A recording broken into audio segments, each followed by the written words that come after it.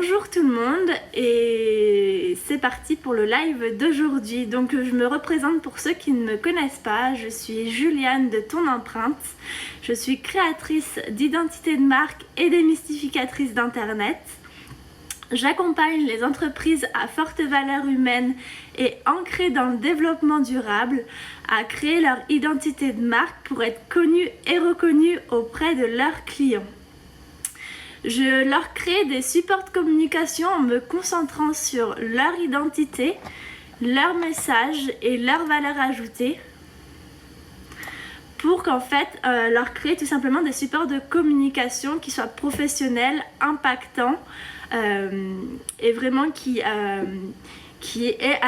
sont à leur image. L'objectif en fait c'est qu'il n'y ait plus de décalage entre la représentation que les dirigeants ont de leur entreprise avec la représentation qu'ont les clients de cette entreprise.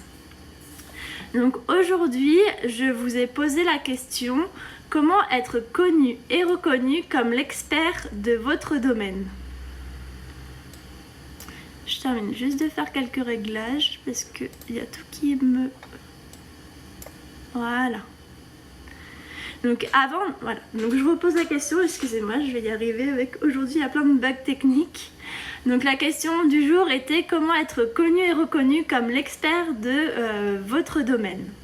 Donc avant de commencer à répondre à cette question, il faut vraiment se poser la question, c'est tout simplement, c'est quelle est votre expertise, quelle est votre valeur ajoutée, quel est votre talent, votre unicité qui fait que les clients iront chez vous et pas chez votre concurrent ou votre confrère.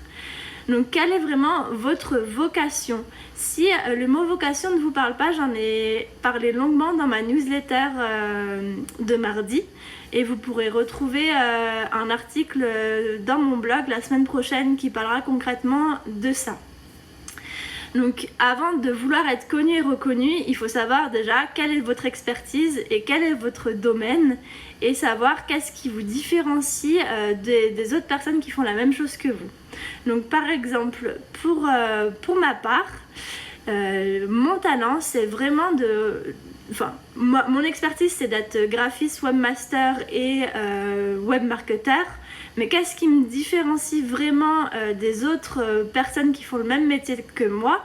Et ben c'est tout simplement ma patte, mon empreinte, j'appelle ça donc dans mon entreprise, ou alors mon talent, appelez-le comme vous voulez.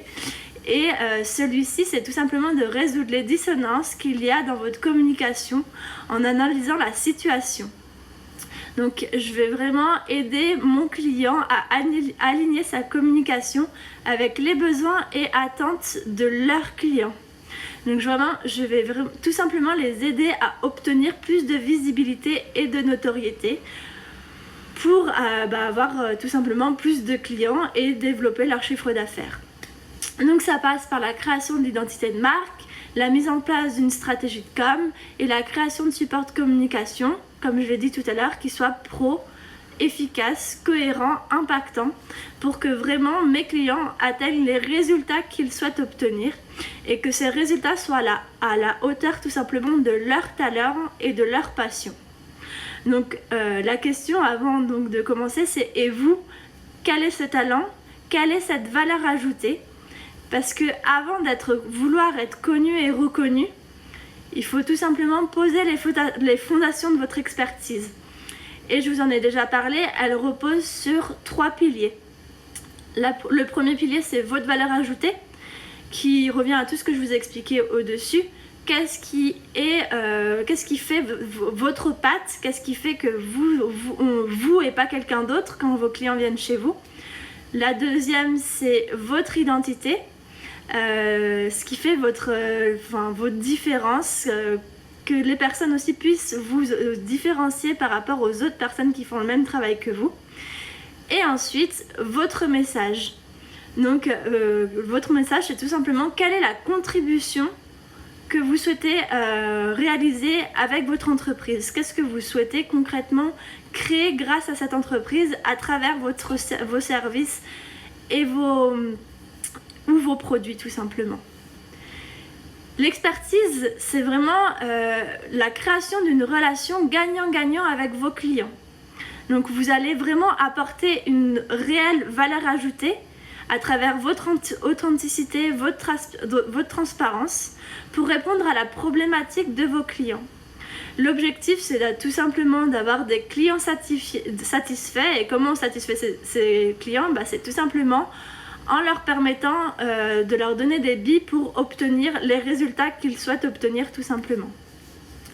C'est pas une question de planning overbooké ou de tarifs exorbitants, c'est vraiment être aligné avec le travail qu'on propose, être aligné aussi avec ses valeurs en interne et aussi trouver les clients qu'on peut concrètement aider. Pourquoi c'est important d'être connu et reconnu en tant qu'expert de votre domaine? Tout simplement, si vous n'êtes pas connu en tant qu'expert, vous n'aurez pas de clients ou vous aurez très peu de clients. Donc la première information, c'est que vous n'êtes pas connu en tant qu'expert, c'est que forcément, il y a un problème de communication. Et que toutes les actions que vous mettez en place ne sont pas efficaces et que du coup peu de personnes vous connaissent et donc comme personne ne connaît vos talents et du coup personne ne fait appel ou peu de personnes ne font appel à vous tout simplement. Donc ne pas être connu en tant qu'expert, tout simplement ça vous fait perdre du temps parce que vous êtes obligé de répéter à chaque fois ce que vous faites à chaque nouvelle rencontre avec les gens, des nouveaux prospects, etc. Ça entraîne aussi une perte de chiffre d'affaires parce que soit vous attirez peu de personnes, soit vous attirez pas les bonnes personnes, celles que vous pouvez et souhaitez concrètement aider. Et du coup, vous attirez généralement des personnes qui regardent uniquement le prix de vos prestations. Et la troisième perte, c'est la perte de trésorerie parce que vous allez aussi généralement, on minimise l'importance de la communication. Donc on va beaucoup penser à se former dans son métier, dans son expertise, etc. Tout le temps penser à développer ses compétences dans son expertise, mais pas mettre d'investissement concret pour gagner en visibilité et notoriété. Pourtant, si vous avez une expertise pour répondre à une problématique, mais si personne ne la connaît, vous n'aurez pas de clients. Donc la communication, c'est aussi c'est primordial pour que vous soyez connu et reconnu en tant qu'expert. En fait, c'est la base, quoi. Si vous n'investissez pas dans votre communication, il n'y aura pas l'impact que vous souhaitez pour votre entreprise. Donc je vais vous rappeler un petit post que j'avais fait sur le sujet qui était vos clients ne sont pas des médiums. Donc en effet, si vous ne dites pas ce que vous faites, personne ne saura ce que vous proposez et quelle est votre expertise. Si vous ne dites pas, si ne vous dites pas assez les choses, personne ne viendra deviner ce que vous avez à vendre ou à proposer, quelle est votre valeur ajoutée, etc. Ou si ne vous communiquez pas, si vous ne communiquez pas votre message, personne ne pourra accrocher à un message fantôme en fait. Donc personne ne pourra vous faire confiance et se lancer dans l'aventure avec vous si il n'y a aucun lien de confiance et de relation qui a été entretenu avec vos prospects. Et tout ça, ça passe par votre communication. Quand j'appuie sur la communication, je parle surtout pas du nombre d'abonnés que vous avez sur les réseaux sociaux. C'est pas un gage de qualité et d'entreprise qui prospère. Si vous avez beaucoup d'abonnés, tant mieux, mais par contre, si vous avez beaucoup d'abonnés, mais pas beaucoup de projets concrets ou de clients, il y a sûrement un problème de dissonance dans votre communication. Peut-être que vous donnez beaucoup trop de conseils gratuits, mais peu de clients, mais peu de personnes qui suivent vos contenus sont prêtes à payer pour vos services. Donc là, ça vient vraiment d'une mauvaise stratégie de communication. Donc il faut vraiment se remettre dans l'idée que l'objectif d'être présent sur les réseaux sociaux, d'avoir un site internet ou une newsletter, c'est pas simplement de faire comme les autres ou de faire acte de présence, mais c'est tout simplement vendre vos produits et vos services. Puisque tout simplement, une entreprise qui réussit, elle fait du CA et elle développe son entreprise, ses activités, etc. de manière régulière.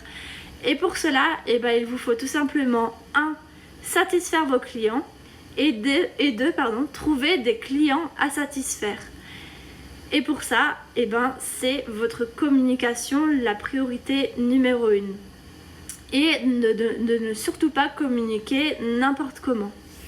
La raison pour laquelle ça ne marche pas ou que vous avez un problème, que vous n'arrivez pas à atteindre les objectifs que vous souhaitez, c'est vraiment qu'il y a un manque de cohérence dans cette communication et que vous faites des actions de communication qui ne sont pas efficaces. Donc vous avez peut-être sûrement des réseaux sociaux, une newsletter, un site internet, voire même des flyers, des cartes de visite, mais vous vous rendez compte que ces supports ne vous apportent pas assez de clients, ou alors depuis que vous les avez, vous n'avez pas vu de différence. Il faut vraiment vous poser la question, c'est est-ce que ces supports de communication répondent vraiment aux objectifs que vous vous êtes fixés et répondent vraiment aux besoins et attentes de vos clients. Est-ce que aussi les clients et toute votre communauté, elles reçoivent vraiment tous les messages que vous souhaitez faire passer? Et est-ce que vous êtes sûr aussi que tout le monde a accès aux messages que vous souhaitez faire passer?